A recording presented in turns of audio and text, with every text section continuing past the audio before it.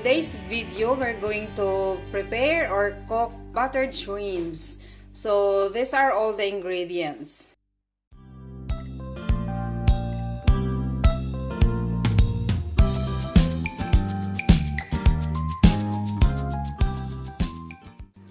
Okay, I know everyone has its own way of cooking buttered shrimps, but this is also my way of preparing buttered shrimps. Okay, so samahan niyo po ako sa aking pagluluto. Thank you. In a pan, maglalagay po tayo ng butter.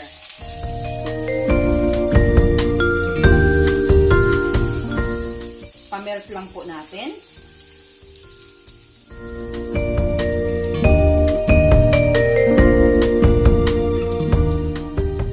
There are many ways of cooking buttered shrimps. For me, this is also my way of preparing buttered shrimps.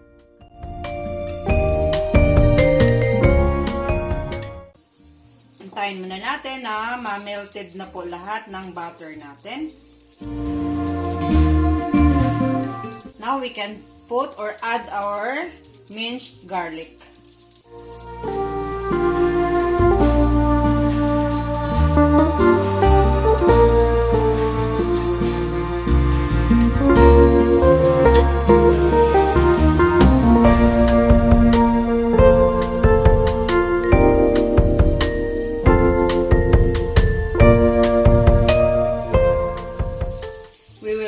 Until our garlic is softened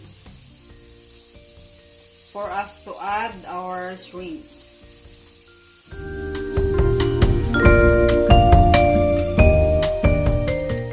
And be sure to get the best results, cooking shrimps, the fresh one.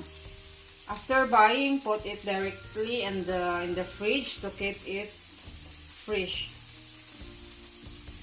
Now we can put or we can add our shrimps.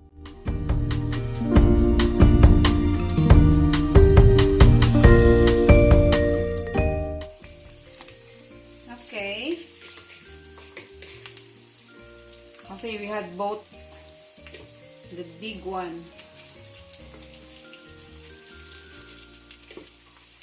This is really the color of this one, huh?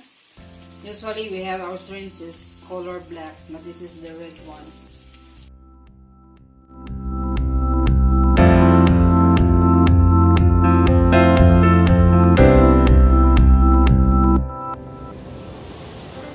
Then we will cover it and let it cook for 2 minutes.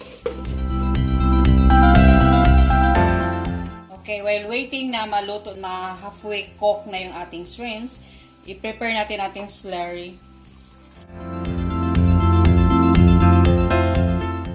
2 teaspoons of nut flour, maizena, starch, corn starch. Here we called it maizena. We will check, okay.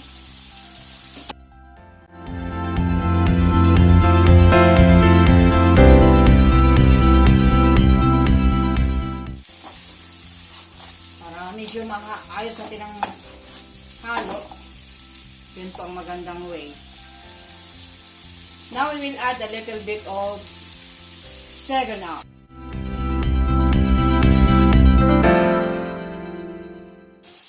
Let it boil. Cover it again for another 1 minute. Okay. Smells good now because of the garlic.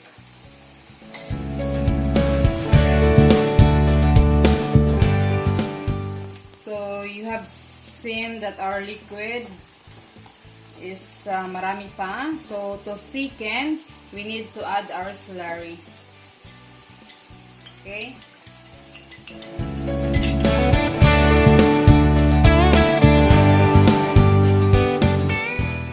Then add salt.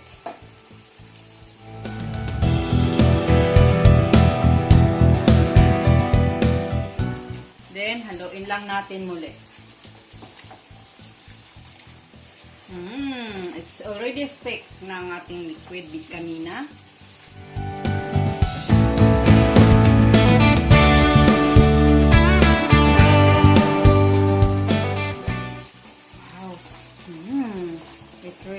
smells very delicious. Okay, covered it for another 1 minute for the last time.